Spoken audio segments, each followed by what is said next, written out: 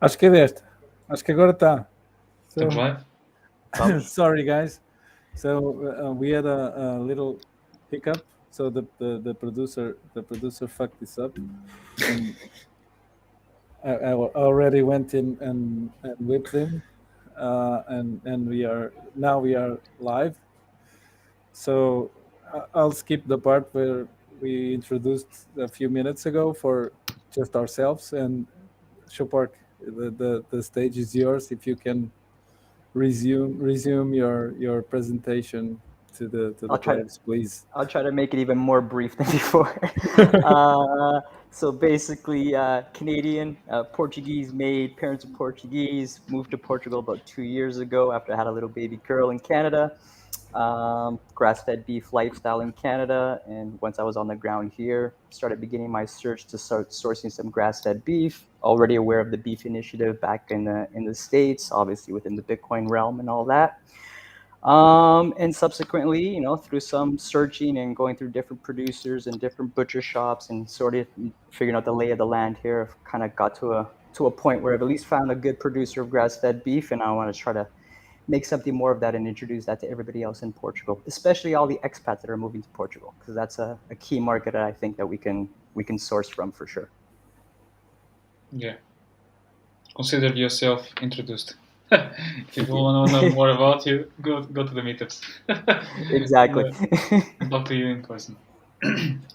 So, Tiago. Is Choppork related to meat at all? Is that like a meat stage name? No, it's a stupid name, but I'll tell you a quick brief story about that. It's basically not really derogatory, but I come from Toronto. Toronto's a very multicultural city, so we basically grew up with different cultures from all around the world. Predominantly, the big cultures in Toronto were Italian and Portuguese, and we had nicknames for each other. I'm sure everybody knows the word for Italians is wops, without papers. Kind of derogatory, depends how you take it. Well, the Portuguese started being called pork chops. Portuguese, pork and cheese, pork chop. And I just decided to flip that around and call myself Choppork. Simple as that. Cool. So no, it works really well for the beef initiative, though. You've got it does, yeah. Cool.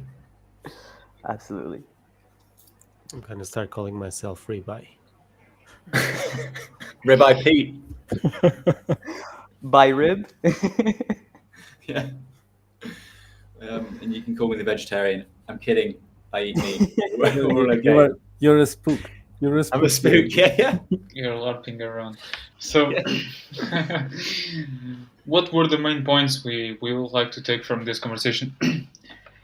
The main points are the following. We have been discussing, and we already have the contacts, at least in the people we have here today, to group some producers and some people willing to talk about Bitcoin and Bitcoin related stuff in the Beef Initiative meetups in Portugal. We need to join forces and organize this once and for all, so we can schedule our first Beef Initiative meetup here in Portugal. I would like to know from all of you what are the main steps, or what are our major drawbacks when it comes to bootstrapping this idea in Portugal. Choppork, while we were offline, talked about the distribution problem and the logistics problem inside of Portugal. Wouldn't it be better just to outline what the Beef Initiative is first? I think. Pedro, wanna chip in? Yeah, sure. Well, I don't know if the Beef Initiative is something that's very well defined. Texas Slim likes to call it the international lifestyle, and I think it's really just willingness of people to join together and kind of route around the big supermarket and the big production chains and just buy directly from the producers, whether it's beef or anything else. I think the main goal is to find something that gets everybody closer to the source of the food they eat. And I think that's just like the broad strokes. Then I think what the Beef Initiative does is that they do the summits and they do the gatherings where people actually get to know each other and they introduced this very, I think, important human component, and that is all based on the trust that is kind of built upon the Bitcoin connection that ties everything together. Because obviously, you go to the big chain supermarkets, you have to pay with the fiat digital payment systems, and outside of that, there's the whole market of the people that are kind of wanting to get away from the centralized control, and that's, I think, what the initiative is just getting outside of that centralized control. Yeah, and I would like to add something to what Pedro said. That it's really important when it comes to why the Beef Initiative also started. It is not only about getting good quality beef to people, but also making sure that this way of life or this way of making good quality meat doesn't go away with the current regulations and the current fear that has been spreading around the globe. When it comes to here in Europe, we're quite safe for now, but we're not sure the things stay the way they are. From we need to do something about this, and the Beef Initiative is also a way to contribute to so that this way of life doesn't end so quick. But yeah, let's go to our major topics. Choppork, can you continue on the last point you were talking about? Yeah, so Beef Initiative, I think, I mean, it just naturally fits Portugal. I don't know if you guys know, but 60% of the agriculture in Portugal is cattle raising. Yeah, it's still one of the major farming industries in Portugal. I've got a little bit of insight with regards to that. There's other things that come into play. There's an export market now that a lot of people probably don't realize, especially for live cattle. And the producers have discovered that and they're capitalizing on that. Unfortunately, it's not necessarily that they're looking for quality meat or grass-fed beef. There's a big market that's going to Israel that wants live cattle, and they're paying top dollar for that. So that's something we have to contend with.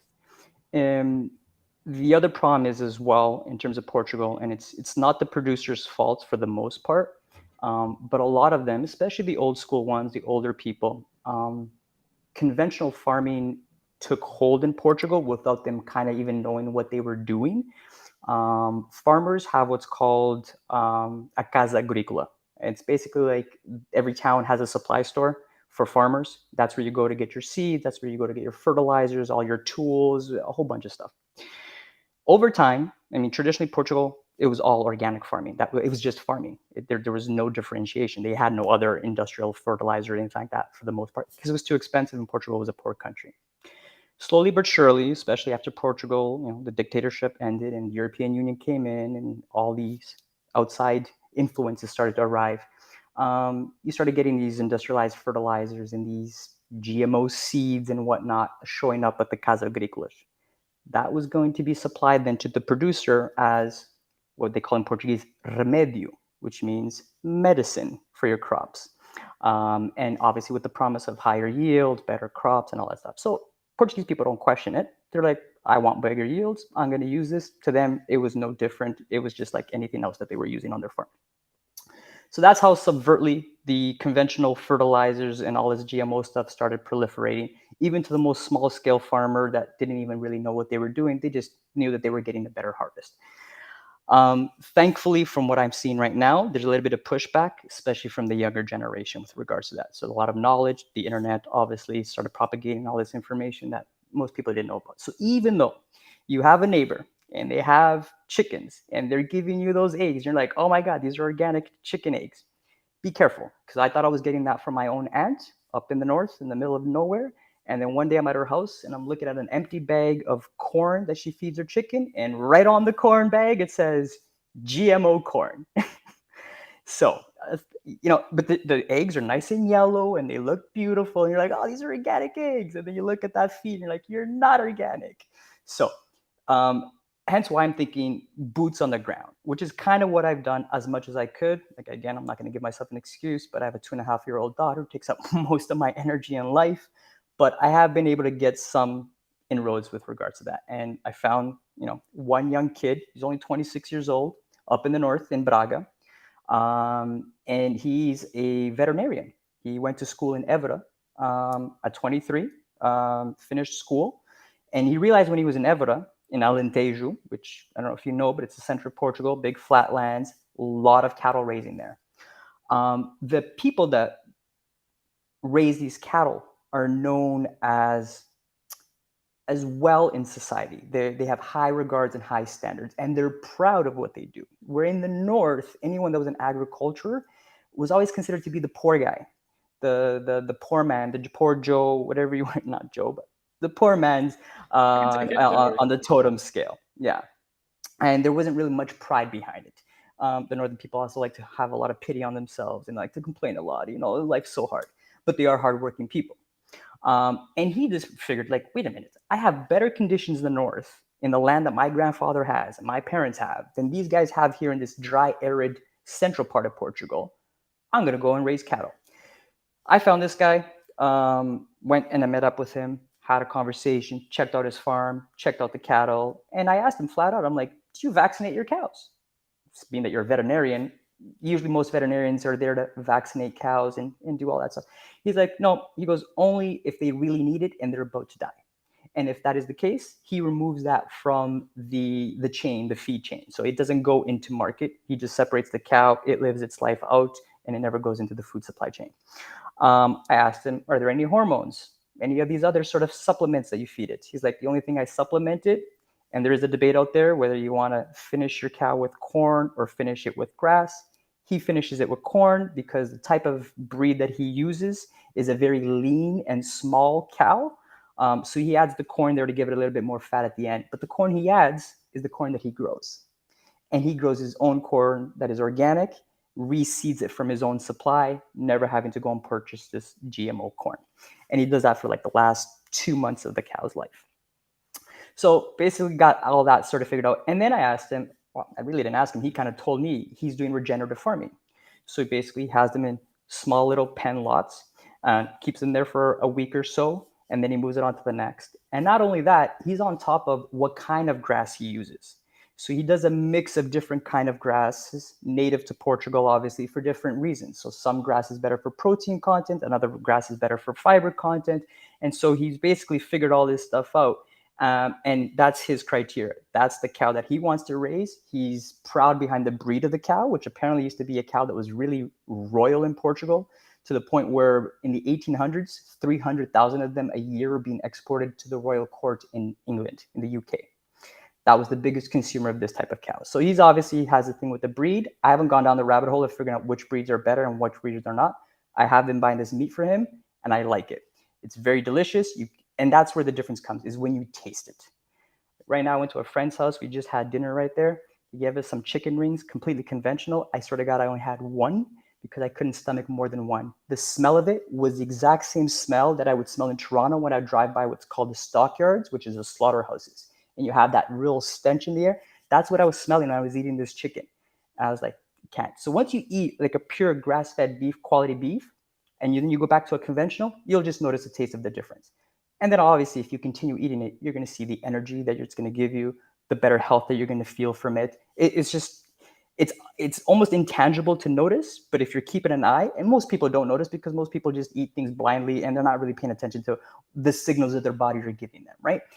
They misinterpret it for other excuses, and obviously you go to the doctor, you get medication, and you basically paper everything over. You're not really going to the source of the problem. So found that. The problem that I found with that, I mean, I wanted to buy this grass-fed beef, grass-fed beef, and it was a trek. It's about a 3-hour drive, 3.5-hour drive from where I live in Portugal to go and pick up this beef. So what I started to do, as we are kind of like expats here in Portugal, and my wife is Canadian, doesn't speak much Portuguese, so she goes on the Facebooks, which I'm no longer on Facebook for many, many years. I'm like, that's your job. And she's made a lot of contacts with expats here that actually do value quality beef and have that expendable income to spend on that. So we started getting a whole bunch of people out there putting out the word like, listen, we got grass-fed beef. We're going up to get some. Anyone wants some? Let us know. We'll pick it up for you. And sure enough, we have about 10 people right now that rotate. Every time we put a message like, oh, I'll take 10 kilos, I'll take 5 kilos, I'll take this. So kind of making this happen here, and I'm going and doing the trek and I'm coming back. And one of the things I realized is the problem with Portugal is it's the transportation.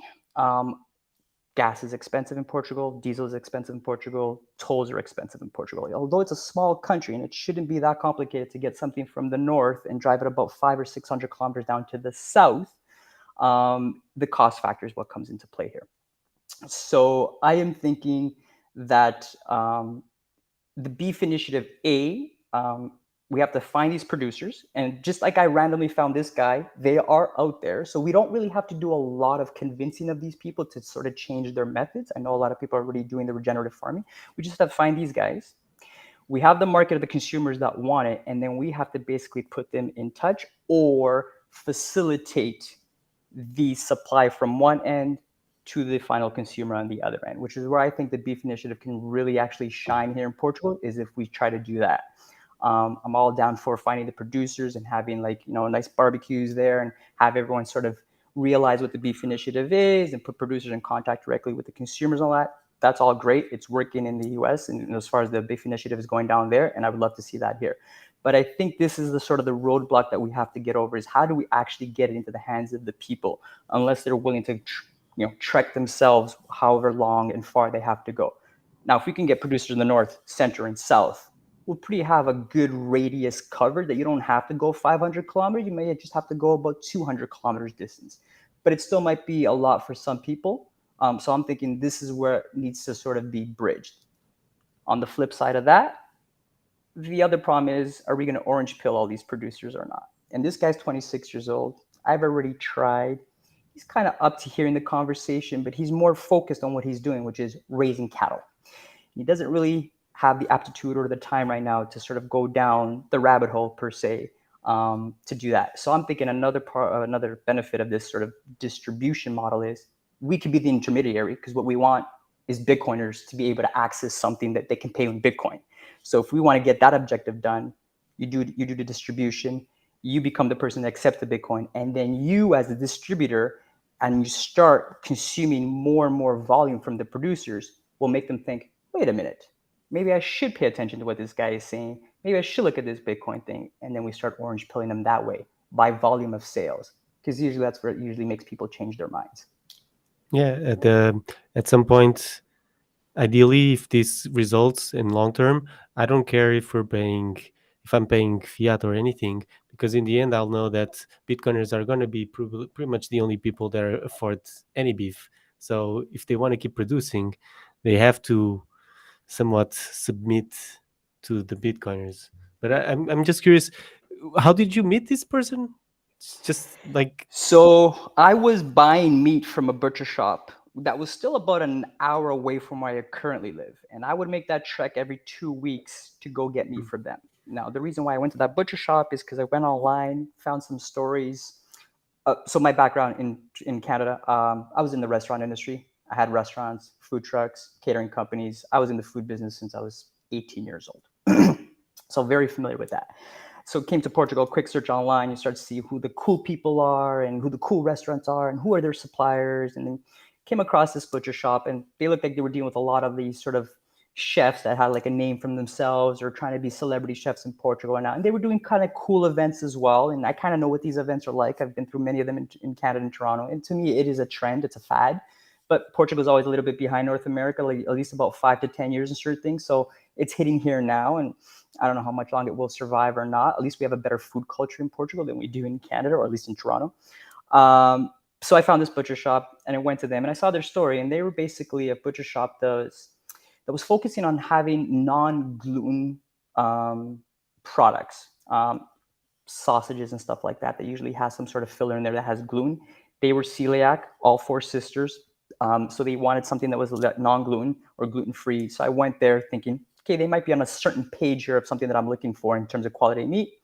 They had pretty good meat that I thought was good meat. I did buy it. I did enjoy it. I can tell the difference in taste, but I couldn't ever confirm guaranteeably whether it was pure grass-fed, pure vaccine-free, pure hormone-free, and regenerative farming. They kind of didn't even know too much what those terminologies all completely meant as well.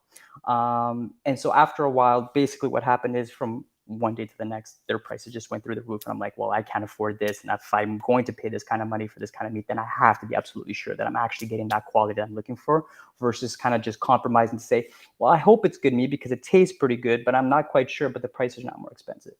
Anyways, 3 quick search through Instagram, I found that there was that gentleman up in the north that was following them. Just kind of clicked on his profile, looked at his farm, like, this guy's cool, sent him a message, and then went to personally go visit him on the ground. Yeah. Okay. And how was the response from them? From him? Was he approachable? Was he kind of suspicious of you coming to his place? No, he was completely open. He's like, absolutely, come here, let me know. And I mean, I don't know if you guys know people from the north. They're very open armed. They're very nice people. They're very welcoming. And me being, or my parents being from the north, I mean, I consider myself from the north too. It's in my blood, obviously. There wasn't much of a barrier to overcome at all. And then once I went there, we had this conversation. I just flat out started asking him these questions, and he just flat out just answered them honestly, and basically told me why he was pursuing that. So somehow he knows about grass-fed beef and regenerative farming. Now, whether that was just through his schooling or through his circle of friends that they were focusing on, and he is in Braga, so he was also trying to gear towards the new and upcoming restaurant scene in Braga. So Braga is like an up-and-coming city in Portugal now for the past couple of years, sort of the 4th largest or 3rd largest one now in Portugal. And it's got a trend going on. So he's basically trying to focus on that sort of market there. He tried to go to some butcher shops. Have you orange pilled him? We've talked about it, mentioned Bitcoin many times. He says he's aware of it. He knows it. But that he wasn't too ready yet on terms of like just directly accepting Bitcoin. Mm-hmm. And I could bet that very much like also Slim has mentioned, he probably was very open to you because you came at an angle from his product, not trying to push Bitcoin on him, but you wanted his quality product, not to force Bitcoin. Yeah. Accept I acknowledge that he had a good product, and that's what caught my attention. And because of my curiosity as to why he pursued that and why he was trying to go the route that he was going, I think is where he sort of, he appreciated basically the angle that I was coming from at that point. I think where I kind of lucked out is that he's still trying to get himself up and running. Butcher shops weren't too receptive to him. Restaurants were a little bit more, but for the amount of cattle that he wanted to turn over on a month-to-month basis, I think he was having a hard time liquidating his product. And all of a sudden, this guy comes out of nowhere from Nazaré, drives like 3.5 hours to meet him, and all of a sudden takes like 30 kilos of meat in one shot down, and then 2 weeks later is back up there to pick up another 60 kilos. He's like, I probably haven't moved this much meat in months. What's going on here? And we've just kind of kept it like that. I haven't really, again, like I said, my life is kind of busy, so I haven't been able to pursue it a bit further than I wanted to. And I do have plans to pursue it further. I mean, like in true Bitcoin fashion, I'm looking at this situation where I'm like, can I invest in this somehow and also participate in sort of this production and have like an invested interest in it, and then sort of like bring all things together that way? But it's something that's in the plans and in the works, obviously. But right now, my idea or my goal was to really ramp up the volume of sales for him, to show him that we can get this to people's hands that he probably didn't know existed, that want this type of product and that are even willing to pay a bit of a premium for that product, versus him trying to go to the butcher shops and trying to compete with conventional prices on product that's inferior to his. It's almost unfair that he has to compete with that. But mentalities take time to change. So before he gets himself in any inroads on any butcher shop, he probably has a better chance going the route that I'm trying to take him down, direct to consumer. And by showing him how much I can actually move for him, will probably be the orange pilling that he needs. This is so cool. Can I just chuck in a couple of questions before I've got a dash? Yeah, sure. But this is really cool. This definitely sounds like the guy. I've got loads of people in Costa Caparica. Like my friends were very happy that I started eating beef again. And as you rightly pointed out, the expat community, of which I'm part of in Portugal, is very keen on good quality beef. You know, we're all millennials, so we all don't like this GMO nonsense. On top of that, a lot of them are orange pilled. So I can already add, I don't know how many kilograms to your order each time, but there's definitely a community down in Costa Caparica where I am. One of my friends runs a restaurant here, and he has beef on his menu. So I can even ask him, you know, do you want to start using the beef from your guy in Braga? And on top of that, he accepts Bitcoin at his restaurant. So we could get a proper circular economy going from, you know, farm to plate with Bitcoin only. The question I wanted to ask though was just about, you know, obviously we want this to be an orange pilled venture. With when people are starting out on their sort of orange pill journey, the main thing is that they're able to cash out immediately. Like if you were to orange pill him, it'd be like, okay, take 10% of the order this week in Bitcoin, you know, 90% in fiat, because he'll then look at the price for the next 4 days non-stop, being like, oh my God, oh my God, oh my God, looking to cash out. So, I mean, if there's anything I've learned from seeing circular economies all over the world, it's that you need to have that liquidity on hand to be able to let someone go from Bitcoin into fiat easily, while they're going through their first sort of 6 months, I guess, of learning how to use the coin, of what volatility means and all that stuff. But also he's 26, like he's definitely heard of Bitcoin, right? And he'll get it a lot quicker than some dude with a pitchfork and, you know, great grandkids. So I'm pretty optimistic that he'll come around to it pretty quickly, right? Yeah, and that's my objective as well, is that he's young enough and he has many years of energy still left in him, where I'm a little bit older than he is right now, and I've gone through a lot already, and I'm starting to get tired. But I still have the motivation. Like, that's really what's sort of driving me here in this aspect. The orange pilling part, yeah, it's going to be that liquidity issue. Basically, have to sort of get a feeling of where he stands with that. I mean, I know right now he's like he's very open to like partial payment by bank transfer and partial payment by cash, if you know what I mean. And there is that subculture in Portugal, right? So that's another thread that we have to pull on, because people in Portugal, they're very well aware of what they might not be aware of what the details of what's going on in the world, but they're very well aware of the overarching narrative that's going on, because it's something that's gone on for thousands of years, and this country is 1,000 years old. They've gone through all these different systems. They know that basically the essential story for all times is there's a power that be that is trying to take from me. And they know that. Everybody, it's always been the story forever. It just depends who's the power. Was it the king? Was it the dictator? Is it the new socialist party in the democratic Portugal? Like, there's always that. So underlying, everybody really kind of gets what's going on here in Portugal. It's just a matter of how you sort of show them of this new thing that's going to get accomplish the objectives that they've always kind of inside them knew that they're trying to get, but they never had an answer because no one was ever explaining it to them, and we didn't have the option until now. So, besides, I definitely want to hit you up about on those people though that you have down there. Again, the only other issue that I've kind of ran into, because there was an episode there where we were trying to get 2 whole cows down to the Algarve. There's apparently 2 groups of people, one in Lagos and one in Albufeira, I think, or something like that, that were trying to get 2 whole cows down there for them. Our issue is, again, like I said, transportation. Refrigerated trucks are expensive to rent in Portugal.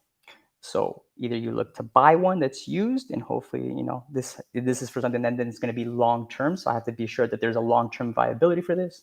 Or you're going to go into styrofoam boxes with dry ice and all the logistics that's involved with that. Because the issue is, I need to get this meat frozen from up in Braga all the way down to the south within at least a 36-hour period, without having any of them start to thaw, right? That's the logistical issue. So, but once I have volume and people interested, then it makes the investment in all that infrastructure way more viable, for sure. So it's something that we're working on. Yeah, and besides the problem you've identified in the with the meat supplied, rest assured. When it comes to the meetups we want to organize, how should we put the meetups. How should we plan these meetups? What should we be talking about in these meetups? Who should we bring to these meetups? And what should be our policy when it comes to the entrances to these meetups? What's what are our thoughts on these main ideas? Should I Open go? mic, open mic, yeah, open mic. Open mic. Um, I guess initially what you do is listen. It depends who we're targeting. If we're targeting the Portuguese audience, there's one way to go about it. I mean, again, and if we're targeting the expat audience, there's another way to go about it. I mean, I'm sure the expats, for the most part, already know that they're looking for quality food. They have more disposable income to spend on that food. They probably have done a bit more research. But even the ones that haven't, that have the commonality with the Portuguese is everyone likes a good barbecue. You tell people there's a barbecue, and they're going to come up to the barbecue. Once you get them at the barbecue, then you find out exactly where they are at. Are they looking for quality beef? Do they even know about GMO? Do they know about vaccines? Do they know about the new mRNA vaccines that they're trying to put into animals at the moment? I don't know if you guys even know about that yet, but that's the whole other thing that's happening right now. Yeah, Beef Initiative's already all over that as well. KNC, Cole, White Pasture, White Oak Pastures, all those guys in the States, they're already on top of this mRNA vaccines for cattle. If we can get those people at that place to have that barbecue and then have these conversations, then you're going to see where everyone sort of stands. And if they're not aware of this, then it becomes an educational part so that they do become aware of that. And then by becoming educated, then they become the consumer as well. In terms of the producer, we're obviously either trying to go to a producer that's already doing the regenerative grass-fed beef thing, because I don't think we're really going to want to be hosting these things at a conventional producer to try to change his mind or their mind on how they should be raising their cattle and what they should be looking out for here to avoid. But then once these conventional producers start seeing this whole, because again, Portugal is about trends. It's just a little bit behind everybody else. But once they see that this is the new trend, it becomes like the vegan trend in Portugal that's still going on, where you go to a health food store in Portugal, and they're all just about vegan. I'm like, when did health become about being vegan? Because usually in Canada, you go to a health food store, at least you have supplements and you have all these other sort of proteins and creatines. Here it's just like, it's just we're catering to vegan people. I'm like, well, you're not a health food store then. So basically, I think that's where we sort of have to go here. And once that becomes trending, then everybody else just comes on board after that. And then, of course, once you have the grass-fed regenerative farming thing taking all over and taking trend, then the orange pill comes right behind that as well.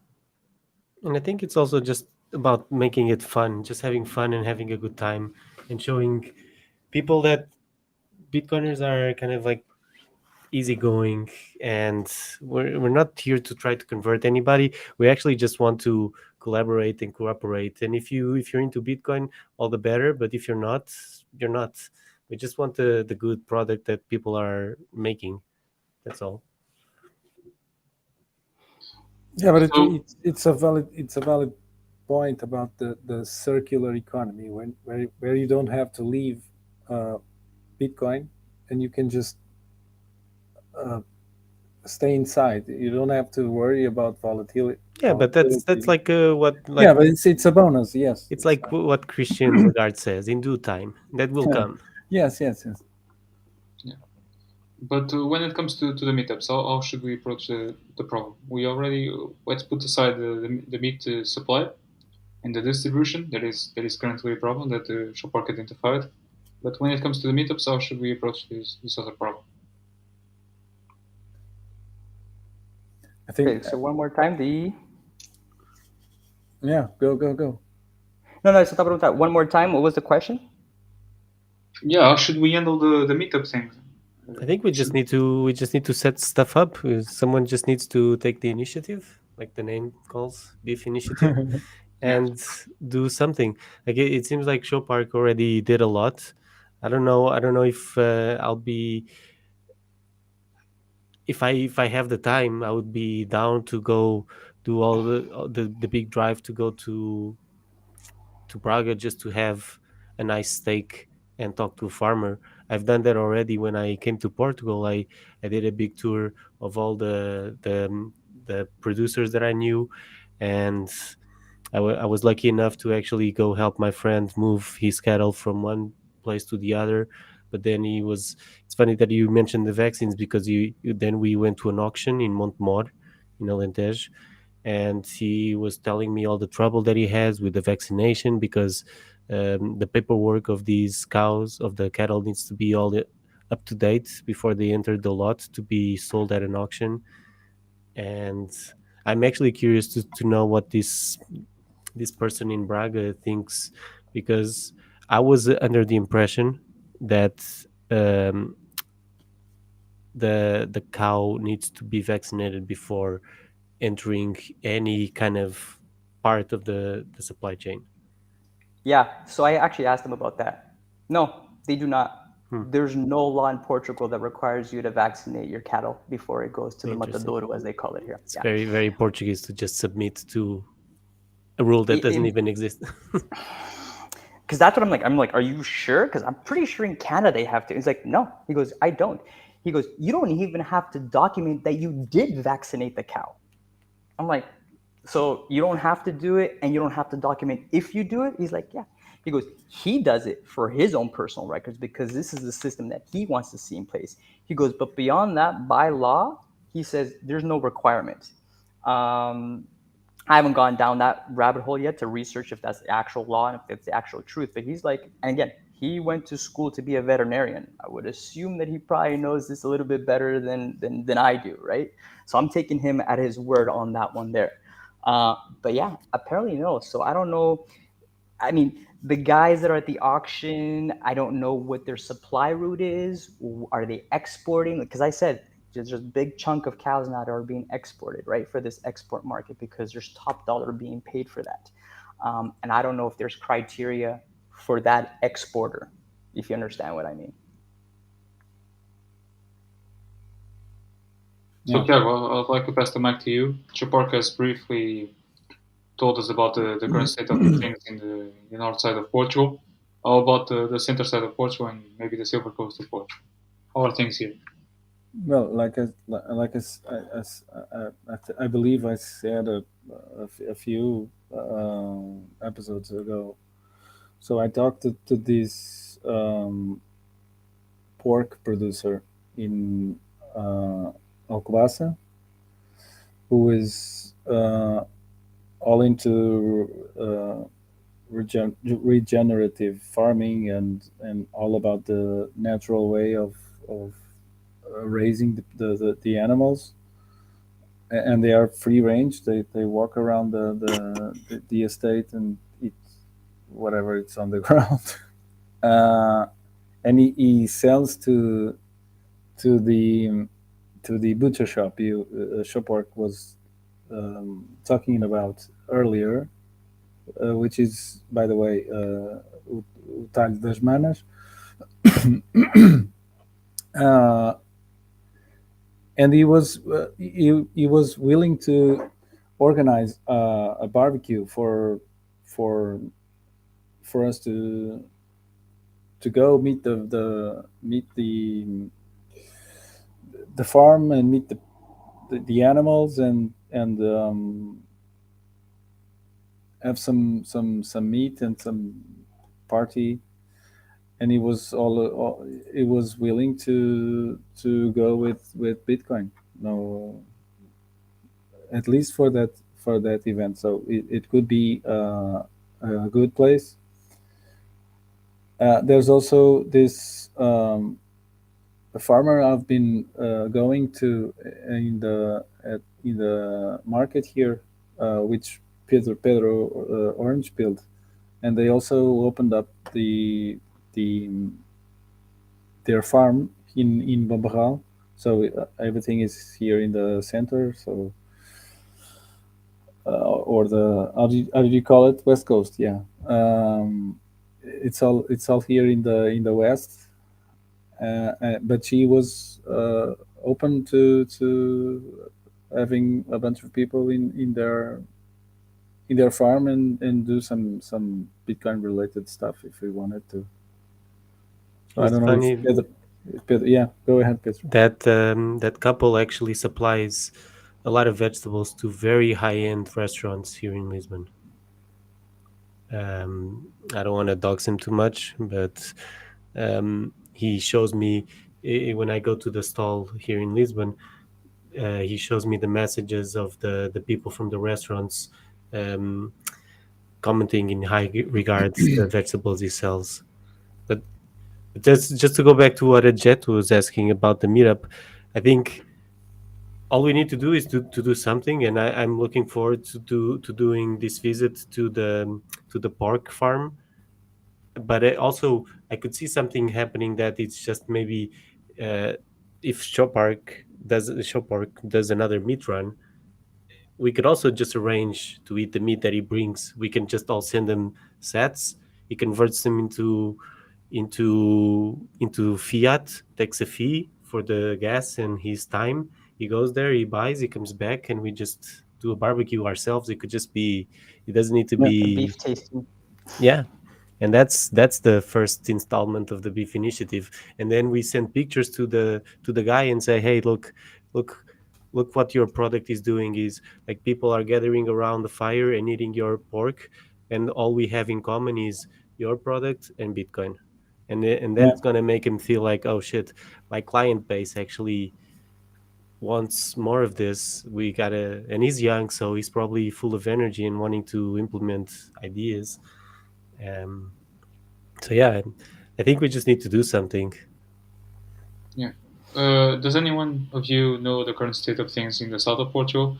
We supposedly had invited Holy Midsummer to talk about it, but since she's not here, uh, So funny enough, again, my wife through Facebook, she's kind of been in contact with this lady down in the Algarve who has a farm. I think in is it Monchique? Not Monchique. Monchique. Um, and that I think Holly and her are kind of friends, from what I gathered. And this is all online stuff, of course. And I think I'm pretty sure that that farm, she's orange pilled, and she wants to sort of get into production and have these sort of meetups at her farm and stuff like that. I just haven't had sort of time to engage directly to see if there's something that could happen there. But from what I know, there's at least one farm, and that lady also has like a network that she's trying to develop down there in the Algarve with other Bitcoiners as well. I just don't know how far it's gone, how far she's gone with it, and at what state that was. I was kind of hoping that Holly was going to be here today to sort of shine some light on Me that too. whole situation to see what's going on. But I mean, worst case scenario, I'm gonna take a drive down there one of these days and go to the farm myself. I mean, there's so many farms I want to go visit. I don't know if you guys know the guy from Lamasu, the ATM company. He has a farm in the Alentejo as well. I don't know. He's obviously, I don't think he has any cattle yet, but I think he's got like sheep. And actually, I think he does have cattle because I saw a video of him posting where a couple of cattle were being brought onto the farm. So I don't know what he's trying to do with that. I don't know if he's going down this grass-fed beef route as well, part of the initiative, but that might be someone else to reach out to as well, since he already has a farm and that is sort of centrally located kind of in Portugal as well. But beyond that, that's all I know. so we have the most difficult part ahead of us. That I think is grouping all of this information we have about the producers, about the logistics side of the problem that we're gonna face, and do the first meetup. Arrange a Yeah, schedule of persons. Pedro's idea wasn't that bad. So we just go grab some beef from Braga and do a barbecue in one of the public parks with barbecues already on. So just make a fire and grill some meat. Yeah, this is kind of like reverse marketing. So all these companies try to sell their products. They go into photo shoots. They produce all these kinds of stuff, the content that's going to drive consumers to actually connect to the messages of those products. So I believe that unfortunately we have to do a little bit of propaganda and come up with a system that enables us to create images and a messaging that then can go online and have something that, for instance, you can go to a producer and say, I'm part of this group. It's a loose group of people. Here's our website, and people go there and see, oh shit, my competition is already here listed, and they already have this little tag that they accept Bitcoin.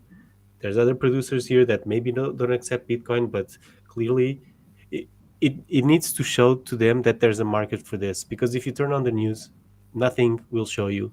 The market that is shown on the news is for the health section on the supermarket, which is all carbs and gluten-free GMO stuff. So if we make this starting from scratch, you need to start small. We can't be doing like big ranch summits, because we just don't have that culture. So we need to bootstrap it somehow. So maybe we can just take whatever we have and just the people that are already willing, and even us that were already very committed, we also have lives, we have our stuff to do.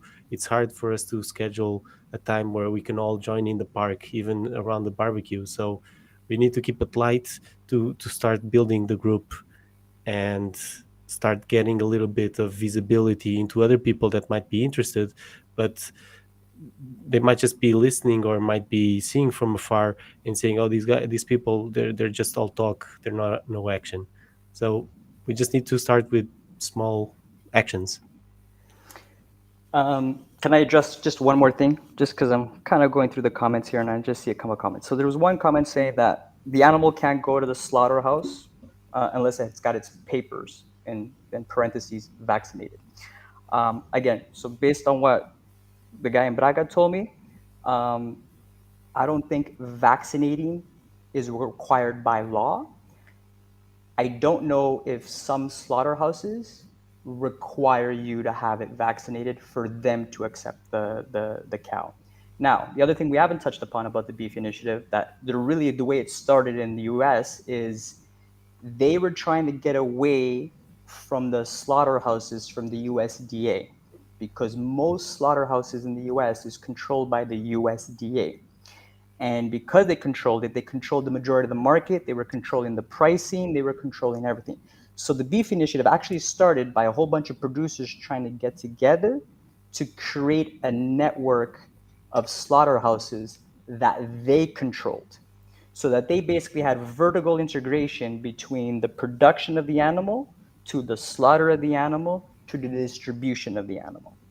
And that's what I kind of wanted to do here in Portugal initially, until I talked to this guy in Braga, and he's like, nope, I have no problem. But there is a problem in Portugal with the slaughterhouses. They're very unreliable. Apparently, they steal your meat. So you send them a whole cow, you don't get the whole cow back. They keep some of the parts that is best. I've yet to receive bones to make bone broth. And I know there's a sub market out there where the bones can actually go out, and I'm sure they're using it for bone broth production or for collagen production, because there's a subculture in the cosmetic industry for collagen. I haven't ever been able to get tail, tongue, or organ meat. So I'm assuming there's another sub-export market that these slaughterhouses are in, so that even if you as a producer send your cow to them and you pay them to slaughter that cow, you won't necessarily get your whole cow back the way you want it. And even the way he has it with them, I mean, they do offer packaging service. They vac pack it, they freeze it for you, they store it for you for 30 days without a charge. And they do deliver as well. But the problem is the slaughterhouse, they also distribute. So they're kind of competing directly with the producer who's trying to distribute his own product. So there's like a conflict of interest going on here. And then there's a whole other layer where like Pingo Doce now is one of like the biggest producers, or at least they've gone into cattle producing, and they have slaughterhouses that then they slaughter themselves to distribute, and they are part of the export market. It's not even for internal consumption. So there's obviously a bunch of players going on here in Portugal that's affecting the way the market is being shaped right now.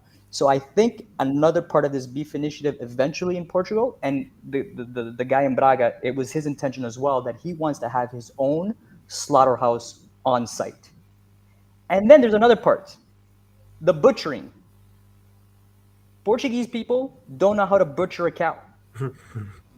It's good. Okay, I'm not going to say that they don't know how to butcher a cow. They know how to butcher a cow the way butchering was traditionally done. If you come here as an American, I go, I want a big, giant, fat, T-bone, or I want a ribeye. All I want is New York strips. It's difficult because here we have what's called like the chuletón, the costeleta, and those kind of encompass different areas of those cuts, right?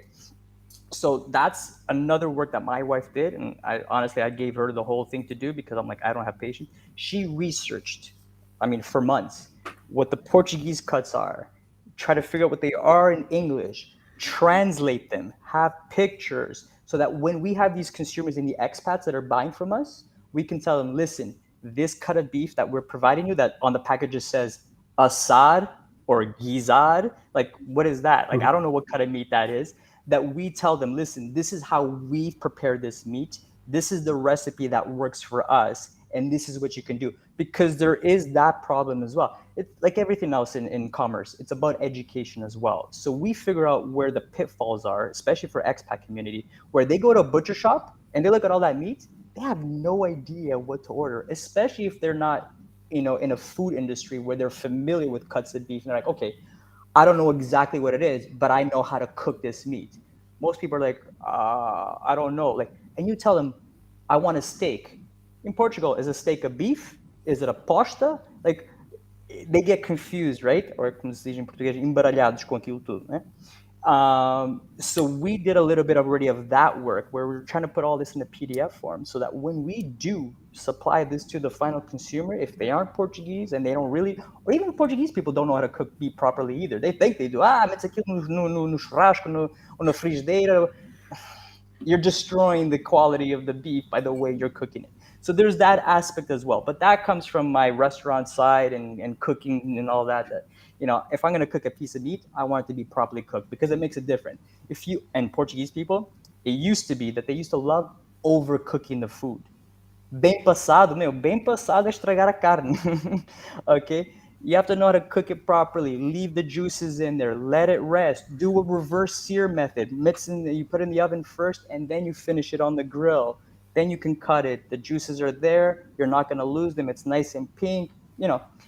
Pink, sang, no, não quero. So there's some re-education that needs to happen there with regards to what quality is supposed to be and not what people have in their mind that's been doing for, decades or centuries here in Portugal. I am curious to. I saw a documentary on a French channel a while back. A lady, I don't know what her intent was or her motivation, but a lady converted a truck into a portable slaughterhouse and was going from farm to farm. And in comes a cow, and out comes vacuum sealed packages, which was great because actually I know that a lot of people complain also that they send their cattle to a slaughterhouse and then they don't know which cow they're eating because who knows what kind of mix and match happens in there. And I'm wondering because if you have experience with food trucks and stuff like that, there's I think there's a market for that in Portugal. Just a truck, like their business is driving around the region and just going to people's farms and say, what do you have that's finished and ready? Because the I don't think the producers want to necessarily be hassled with the slaughter and the butchering because they're really focused on growing the cow. So someone else that's mobile could maybe specialize in that, and that would deal with the kind of centralization that's happening around the slaughterhouse and that capturing of the distribution model that's happening because the slaughterhouse is pretty much the gatekeeper of everything. They're the they're the bridge between the food and the mouth of the people. So the only issue I have with that, and I did have food trucks in Canada, and the biggest issue that we had there, and it's a bigger issue in Portugal, chama-se burocracia. Mm-hmm. Sei lá se vão dar licenças para isso, não vão dar licenças para isso. If you can get license to have a mobile matadouro, I don't think in Portugal that's going to happen too much. I like the idea. I definitely like the idea. Yeah, I saw it in Texas. So I saw it on I think it was Slim who posted it, but it's a mobile slaughterhouse. So you take the slaughterhouse to the farm and not the Yep. yeah. Yeah. No, I like it. I love that idea. It could potentially actually save a lot of resources because moving cattle is expensive And not recommended. It's not good for like the way you want to finish off that cow. You know what I mean? The transportation part is usually the part that causes a lot of anxiety for the cows. At least that's sort of the theory behind the beef initiative as well. That's why they want sort of stuff in house to make it as short distance as possible, so that the cow doesn't have to go through that sort of anxiety trauma being transported and all that kind of stuff. Yeah. So, with all this, comes a question from me.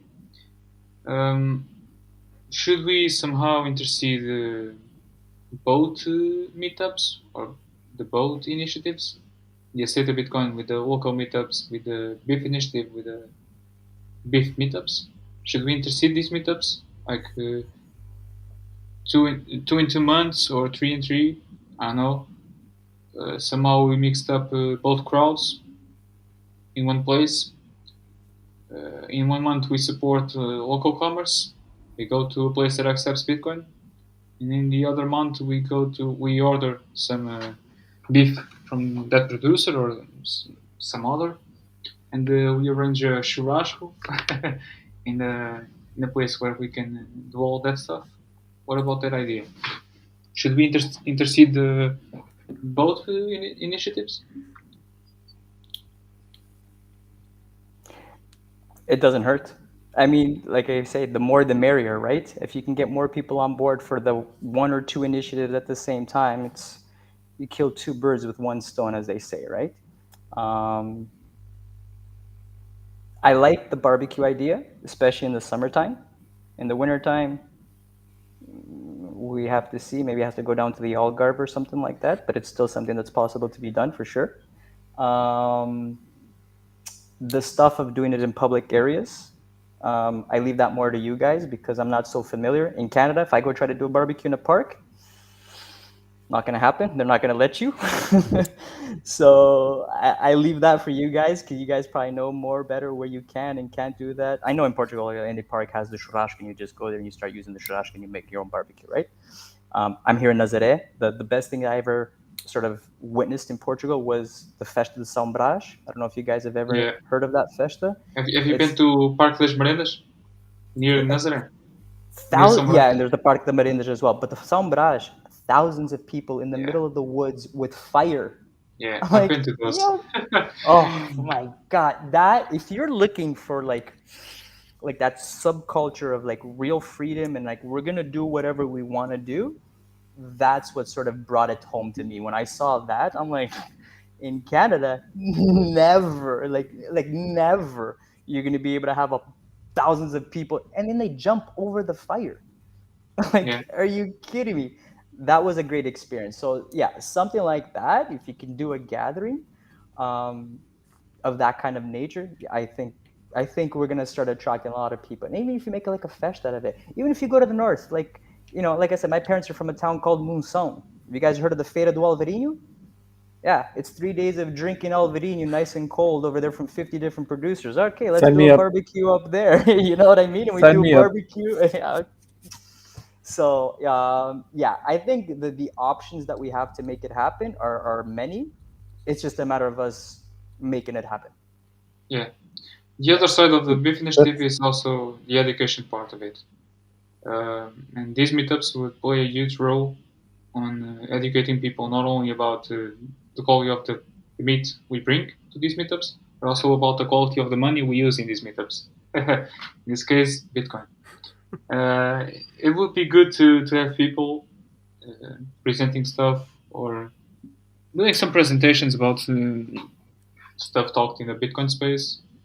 Um, I think we have in the community we already uh, grouped up some people who would be willing to presentate about Austrian economics or something related to Bitcoin. I don't know, macro and stuff. The technology side of Bitcoin. We have Thiago to talk about Lightning. I don't know. We can find more people to talk about Bitcoin than we think. And yeah, if we can merge these two ideas of bringing good quality Yeah, I meat. think it's important also Yeah. if you have farmers talking about their experience, regardless of Bitcoin, just their struggles, their way of this guy in Braga, his way of farming and raising animals. The other guy in Alcobaça, the way he raises his animals and how he handles the and his own struggles, because he probably has some, and it's also nice to get that kind of conversation going. Maybe some other producers get some ideas, or they get talking, and we bring that type of farming further in to the regular producers. Yeah, because the producers themselves, right? They're kind of like, if you think about Bitcoiners, like the common thing we all have is like when we meet another Bitcoiner, we already think we're at a certain level, at the same level, right? So the conversation rolls a little bit easier just because, you know, you're a Bitcoiner, I'm a Bitcoiner, we have certain thoughts that we think the same way. So it's an easy conversation to start having, right? I think COVID showed a lot of people that like now we know who we want to talk to and who we don't want to talk to, right? Period. I'm assuming the producers have a similar thing because they all have to deal with the same problems, right? They all have to, they're working, they're doing the same type of work, they're probably dealing with the same type of obstacles and the same type of problems. If we have an event where we're trying to just bring some producers over and then we bring in Bitcoiners, the Bitcoin conversation is going to naturally happen. Mhm. Because you know you can't shut up a Bitcoiner, right? It's just the way it happens. Even for I'm in conversations and I don't want to talk about it, and then all of a sudden I start talking about the economy, and the next thing out of my mouth is, "Oh, and by the way, do you know the problem with money?" And then boom, boom, boom, boom, boom, and there we are. We're talking about Bitcoin, right? So if we gather these producers and we bring it to a churrasco, and then we bring a bunch of Bitcoiners over there, the conversation is going to happen, right? Yeah. It's just a matter of us putting this event together and bringing all these people. And just like Joe said, he's already got a whole bunch of people he knows down in Costa Caparica and whatnot. So if everyone starts pulling a little bit from their own networks, because will have these little micro networks that we've developed already, and we just start bringing everything together into the one space at the same time, I think naturally, organically, then the whole thing starts taking shape and the conversation starts Yeah. happening. And Yeah.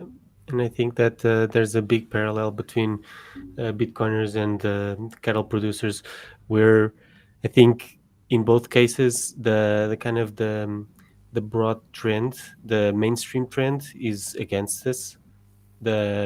So, for instance, you turn on the TV. Uh, there's nobody talking about regenerative farming on prime time. There's nobody talking the same way that nobody's talking about Bitcoin. You go to the supermarket, maybe there's stuff on the cover of magazines pushing shitcoins, but there's nothing pushing Bitcoin. You go to agricultural fairs, they're all pushing GMO stuff. It's all about the latest insecticide or something. Nobody's trying. There's no like little booth of someone that's like just producing with the land and not no chemistry. And it's kind of, we need to create this environment where the conversation about the good food and the good money is had, because nobody, if we don't do it, nobody else will. It's not Bing Dos is not going to start this conversation. Until we started. Yeah, yeah, And we'll do. we'll have to force them. Yeah, and then the marketing department of Pink Dos goes, "Oh, listen, there's this thing that's happening, grass-fed beef. Let's do some marketing here and say we have some Yeah. grass-fed beef from a Suj because it's grass-fed beef. It's a Suj, right? So let's go and push this or whatever." Yeah. Yeah. Um, Choppork, and the other can thing, I intervene? The first time yeah, yeah. I met you and we talked, we exchanged words. The first thing you said was there was a Facebook group, I think, with almost 15,000 people of digital nomads thinking about coming to Portugal. Um, I believe the demand side of our equation is growing faster than we think. Uh, from the time we speak until the end of this decade, maybe. And it would also be nice to approach or to reach out to these digital nomads you've heard of, they are spread across the Portugal. If we could, by some way, introduce this podcast or put it with a link on these Facebook groups, so it can reach out more to more people, it would also be nice. But yeah, I'll pass the mic to you. Yeah, absolutely. The group, I don't know if it's necessarily all just digital nomads or if it's just called expats, especially in the Silver Coast, because obviously that's where we're focused on right now because that's where I'm living. So we basically have seen. I'm also trying to keep a trend on what this sort of immigration wave is coming to Portugal. And again, I reiterate, I'm from Canada, so I know very much about immigration. My parents were immigrants. Um, the running joke about Portuguese immigrants is that you're an immigrant wherever you go. If you're on the other country, you're an immigrant, and when you come back to Portugal, you're still called an immigrant. And then you have the Portuguese people criticizing you because you left, because you went to go look for a better life, and then you come back and you're still an immigrant. So there's some of that still goes on here in Portugal, right? But the group is expats, and within that, there's digital nomads and all that.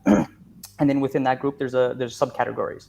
There's the old retired people. There's the young families that are moving, which me and my wife just helped last week or 2 weeks ago. A family from Canada with 3 children moved to Nazaré as well, and it was just by coincidence. And it's not because they knew we were here. They just had a common friend and they reached out and we helped them. So we are firsthand with my eyes, which is why I also moved to Portugal and I stayed in Nazaré because I wanted to see firsthand who actually is coming, or is it just all headlines in the news? And there are people on the ground moving to Portugal for a variety of reasons. They want a better life. The pandemic showed them that the capitalist lifestyle of North America is done for them. They don't want to live in cities anymore. They want better quality.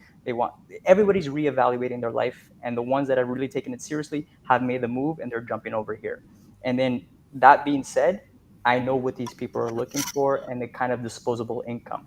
But they're not all on the same level. They're not all Bitcoiners, of course. They're not all grass-fed, healthy people. Some of them still like to go to the Gelato Mania in Nazaré and have gelato at 10 o'clock in the morning for breakfast. And I'm like, what are you guys doing to your health? But hey, everybody has freedom to do whatever they want. But within that group, it's the laws of percentages. There has to be a good percentage of people there that we can definitely reach out. I'm definitely going to spread this out there. Like I said, my wife takes care of the Facebook. I'll be on the Nostr. I'll be on all the other stuff. And we're going to spread out the news in sort of different directions as much as possible and see how far we can get. She'll probably have more success than I do, of course, because everybody apparently is still on Facebook, especially here in Portugal. Yeah. It's sad to see, but it's true. Like the commerce still operates. The commerce. People don't have websites in Portugal. They use Facebook as their company's website, for commerce. It's crazy the way I see that happening. But we'll definitely be spreading out the news and we'll be reaching out as many people as we can from our private network and then our public network for sure. Great. Any one of you want to compliment what Choppork just said? Any one of you has anything to add? No, just it would have been nice if we would leave here with a date for a barbecue or a meetup somewhere, preferably in the West Coast. But yeah, I think it's probably it will be hard for us 3 guys, 4 guys, trying to come up with a date. Then everybody has a life and kids and other stuff to do, and trying to make that coincide in all our schedules, maybe a bit too hard to pull off. Yeah, but we have to start somewhere. So when is the next time you're planning to go to Braga? That was exactly the question I was about to make. I think next week. Next week you're going for I'm going for a pickup. another load. I'm going for another load, and then I have to do a drop off in Porto. I'm not going to say who it's for, but he's a well-known Bitcoiner, or at least he's a Bitcoiner. He has a well-known product in the Bitcoin world, and he lives in Porto. And he buys the meat from me now and pays me in sats. I think I know who he is. Okay. So yeah, so I'm gonna go there. I'm gonna meet up. I'm gonna meet up with them. Our daughters are friends, so they hang out with each other. And then I go into Braga quickly, pick up, come back, drop off, and then we come back to Nazare.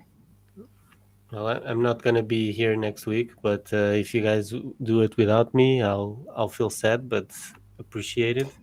But if not, I'm totally down for this summer. Like it's at some point, August, right?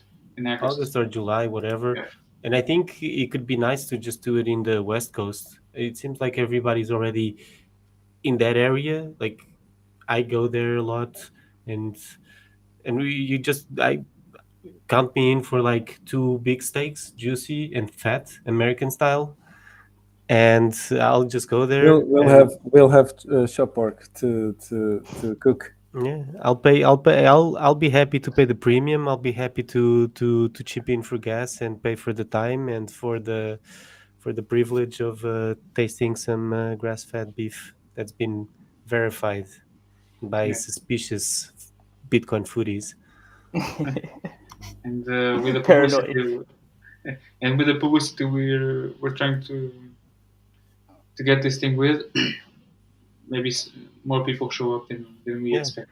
And I think the priority for from this conversation, I feel like the priority, I think it's the food, and the Bitcoin will come later. We are Mhm. gathered here because Bitcoin. I think at least I speak for myself. Bitcoin made me question the food, and it was Bitcoin brought me here.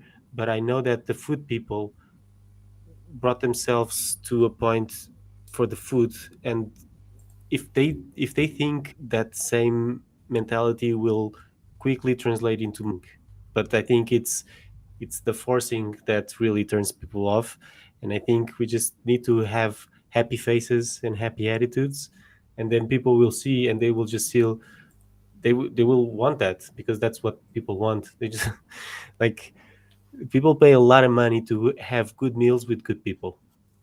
Exactly. And don't forget, if people eat properly and they eat and they like what they're eating, it creates the dopamine effect. Yeah. So you get to people's brains through their stomach. We hooked them on Bitcoin through meat. Yeah. That's the plan. So, any last words from all of you? I think for today it might be enough. What we just discussed here. I want to thank you all for your presence. And I know it's not easy to be late nights on weekdays for most of you. But yeah, I thank you for having the time to discuss this major topic inside the Bitcoin community. And yeah, I don't know if any one of you want to leave your Twitter handles where people can find you. I know Choppork will have many people on his DMs from now on. Yeah. Yeah. I see them coming in already. Can I just ask something, Choppork? The- What do you do for a living, or do you what? How do you occupy your time besides your family? Funny enough, right now, it's the family. Okay, It's literally the little girl has been taking up most of our time, adjusting to being here in Portugal and scouting out the opportunities. okay, got it. It's getting to the point where a couple of reasons I have to start doing something. A, because I'm starting to go a little crazy at home now. It's gone to that point where like she's old enough now where she doesn't have so much attention. Plus, she has so much friends, and I have this thing inside me where it's like, it's the whole Portuguese thing. Like you have to be doing something, otherwise you start going crazy. So right now this is what I'm trying to really do. So I'm actually trying to focus on this whole meat thing because it seems to be Nice, the one thing that has legs to run right now with what the time that I have and what I'm trying to get accomplished here for sure. nice. Um, That's exactly why I was asking. I was just wondering what your availability is because we can also just like my by trade. I'm mostly a designer and I do a lot of stuff in web. I know that uh, Tiago is working with payments, so that maybe there's an opportunity to also build a little online platform that looks good and communicates this idea to people and makes it look more real. That's the help I was looking for because I already have the concept, I have the name, the branding. It's all up in here. But ChatGPT just sucks at helping you do that. Yeah, well, So hit I me need up. some I maybe professional. I'm pretty busy the next couple of weeks, but afterwards I'll free up and I'll be happy to help because I, I I have the visual idea, but I don't have the words, I don't have the branding, and I don't have the car or the contacts to go up north to buy meat. I would otherwise, but I'm busy. I also started a small family and still kind of learning. Adjusting. Yep. But maybe I can step in where you're lacking, and we can help each other. Yep, absolutely. That's exactly what I'm looking for. Like again, always trying to expand my network. I want to thank you guys for having me on. It's you popped my podcast cherry. It was my first one. It was my So first one. So you will definitely come back as the star. thank you very much. Hopefully I didn't piss off too many people. And then I looking at the comments here, and that's what I'm gonna try to do now in the next couple of days is try to find this spot, try to scout for a good spot, reach out to you guys, and maybe we can put it out there faster than people think, so they don't complain that we messed everything up. Yeah, We won't. This is our most prioritized idea. I do believe there's some places that they don't let you light the barbecues in the summer because The fires. of the fires, Yep. but there's probably other places. We also Epá, need 5 to. de, 5 de agosto é o meu aniversário. So it's Yeah, not gonna happen. Okay, let's close it up. yeah. So it doesn't get much extensive. Yeah, let's bring out the tomahawks and the beers, The and revise, we'll have it. The Bud Lights. the bloody revise. Let's bring the Bud Lights Choppork, and can I just ask you a personal question? Isn't Choppork a nickname for big? How do you call it? Big patilhas. Não sei, não no, that's conheço. sideburns. Oh, no. They're called chops. What are they Mutton called? chops, mutton chops, mutton chops. Mutton chops. That's exactly what they're called. I was gonna say lamb chops, mas lamb chops é muito pequeno. Mutton chops. É, You need to exatamente. change your beard style to mutton chops from now on. To embrace the initiative look. we all should go mutton chops Bitcoiners. Yeah, we should all get like meat related handles right now. Let's go, guys. You guys want to leave your Twitter handles where people can find you? Mine is my name, Choppork, pretty much everywhere. I try to keep it all the same and consistent. Pedro. I'm Yeah. just find me somewhere. I'm everywhere, but nowhere. You can all find us in the A Seita Bitcoin Telegram chat group Yeah. and in the A Seita Bitcoin Twitter handle on Twitter. Yeah, it's all for today, I think. And Yeah, let's go. Let's wrap it up. So Exactly. see you guys. Thank you for coming, Chopporks. Thank you, Pedro, for your availability. and spread the word around. And, The Beef and Initiative is taking place in Portugal. unfortunately, we didn't have Molly, but Holly. Holly. Sorry. Well, maybe that's why. Maybe she was. No, the invitation wasn't made from me, so it's on Abjet. And we'll see you next week. Bye bye. Chelsea. Yeah.